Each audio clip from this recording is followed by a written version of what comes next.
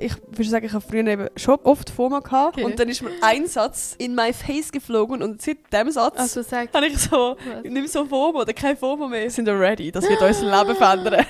Du musst dich nicht insecure fühlen und Fear of Missing Out, wenn du nicht dabei bist, sondern sie müssen Insecurities haben. Also, sie müssen, ihnen muss langweilig sein, weil du nicht dabei bist. Oh mein Checkst? Gott. Ich Ja. habe es gleich scheiße erklärt. Ja, aber ich check's. Oder? Ich Weil check's ohne schon. dich ist es Ja. einfach auch nicht funny. Du hast den Teller umgekehrt. Ich habe den Teller umgekehrt. Ja, Das Mann. ist crazy. Aber ich frage mich, ob ich das wert bin, weißt du, dass sie mich dann wirklich so, weißt, so auch vermissen und so. Muss sicher schon, du bist eine coole Socke. Okay.